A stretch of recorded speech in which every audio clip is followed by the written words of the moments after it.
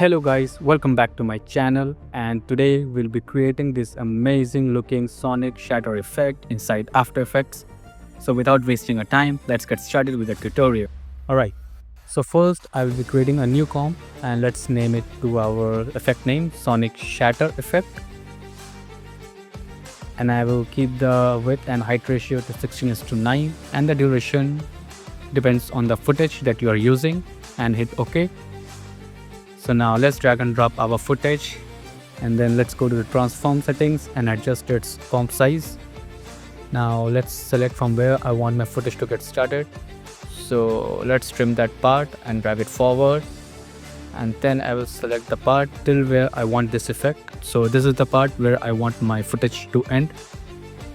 So I will just trim down my comp length. So now let's create another comp, and I will name it to soundwave map, and I will keep the other settings same. In the soundwave map, we will create a new white solid layer. Hit OK, and then select an ellipse tool and create a circle mask around, just like I'm creating here. Okay, now in the mask properties, I will change my mask expansion value to negative, and I will feather it out a bit. Now let's move few frames forward. I'm going here with a 2 seconds timestamp and create a keyframe for mask expansion, and then I will move to the starting timestamp, and then I will change my expansion properties till where my white solid layer is not visible. Now let's move few frames forward, and then I will change my max expansion properties again till it covers the whole screen. And then after that you can adjust the timing and the keyframes.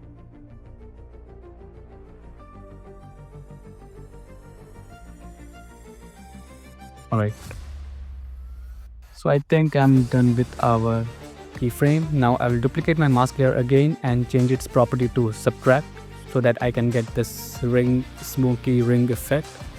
And if you want to make this smoky ring a bit more broad, then you can play with the mask feather settings.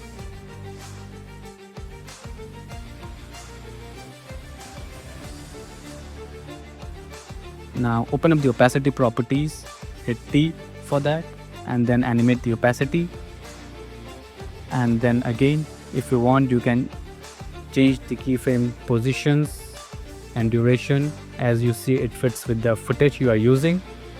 Now after setting the keyframes positions, we will duplicate our white solid layer and then move it back a bit so that it creates a loop, as you can see.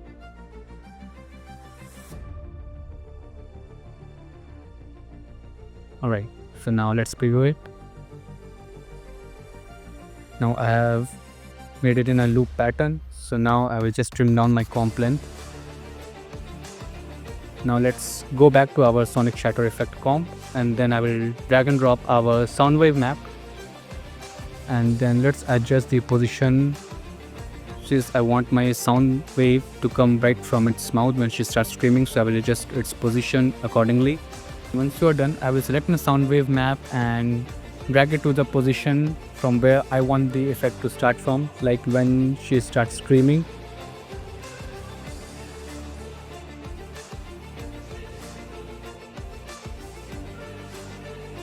Alright, so let's turn it off for now, our soundwave map, and let's select our main footage layer, and then in the effects and presets panel I will search for displacement map. Let's drag and drop it, and then I will change my displacement map layer to soundwave map, and then I will play with the maximum vertical displacement and the maximum horizontal displacement, and make sure to change the displacement map behavior to stretch map to fit so that it covers the whole screen. Now you can see we are getting that ripple kind of effect. Now let's turn it on, and then I will change its blending mode to add. I think I can go with overlay, looks good. And then I will change its opacity. Now let's create a new adjustment layer. Go to the effects and presets panel and search for the radial blur. And let's drag and drop it our CC radial blur, and let's select a type to fading zoom and create a keyframe for the amount, and then move few frames forward, and then let's change its value to around 40 to 50. This radial blur will give it a more intense look to the effect.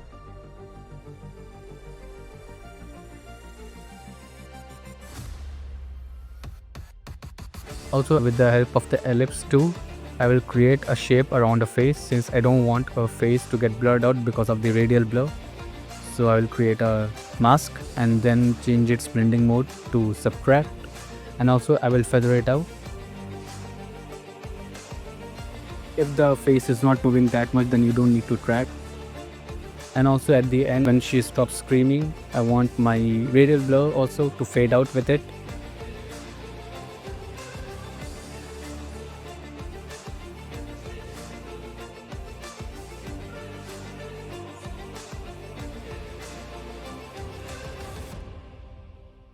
Okay, so now let's go to the project panel. And in the project panel, I have 6 different types of broken mirror overlays. I will link down all these overlays in the description. You can download it for free and you can use it. So I will just drag and drop one of my overlays into the comp and change its blending mode to screen, and then adjust its scale and the position as I see it fits, and then drag it below the soundwave map and trim it from where you want the broken screen effect start from. I want my broken screen to come after few seconds of the soundwave map. So now I will animate my broken mirror overlay image, and I will create a rough mask, and then open up the mask properties, and then I will animate the mask expansion to negative value and create a keyframe, and then I will move few frames forward and change its value to around 1000 to 2000.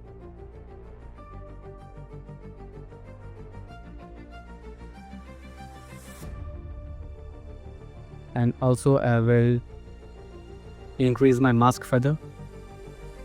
Alright, so now let's create a new white solid layer, and I will rename it to mirror map.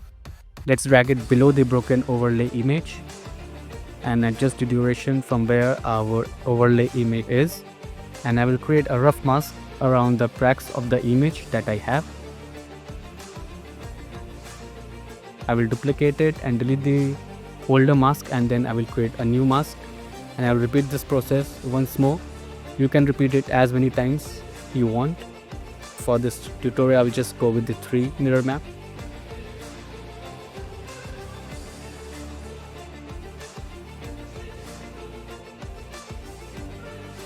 Now I will duplicate my footage 3 times.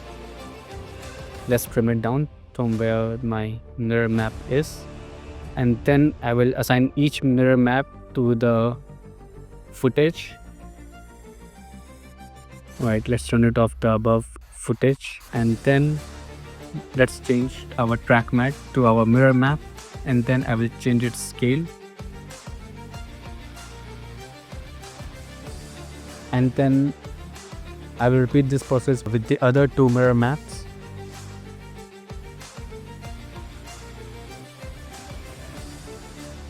You can adjust the scale, the position, as ever you see it fits with the footage you are working on.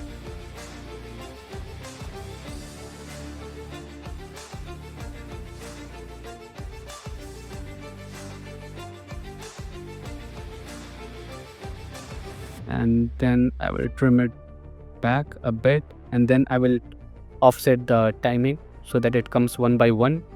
Let's adjust the timing and the duration again. Also, I will just open up the mask properties, copy the mask properties of the overlay and paste it into the footage that I copied.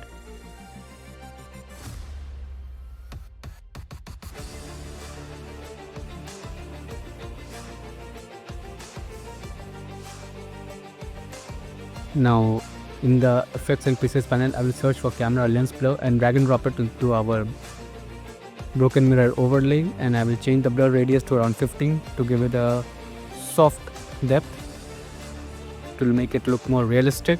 And now I will offset my mirror map.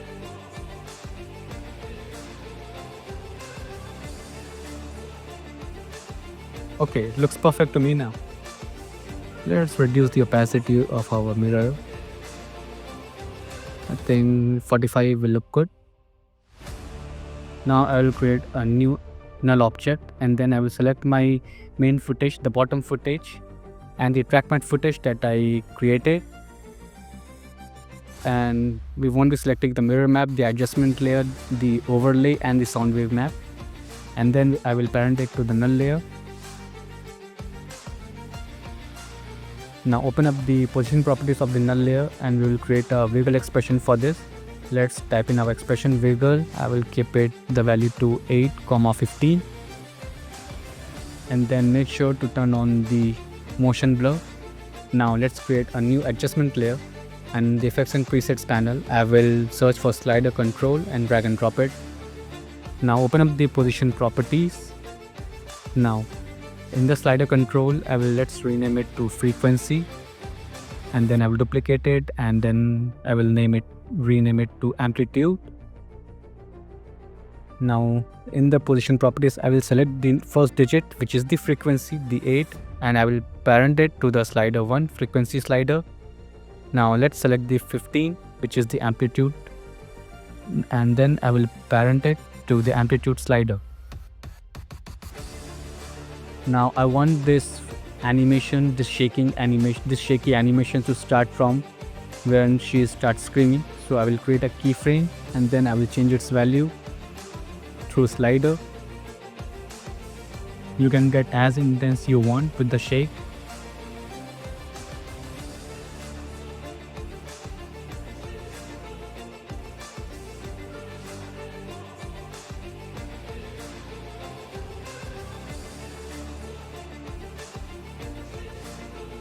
I want the shake to fade out as soon as she stops screaming. So then I will create a keyframe again, and then I will change its value, my slider value, back to 0. Alright, let's preview it how it looks.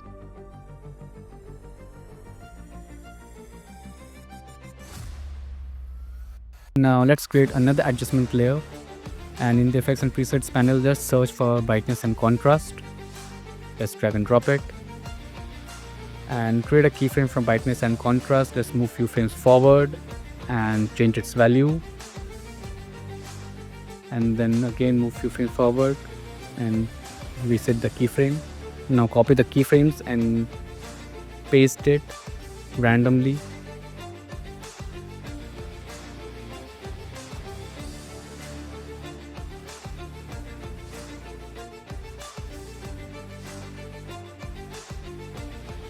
I hope you guys enjoyed this tutorial. Thank you so much and have a nice day.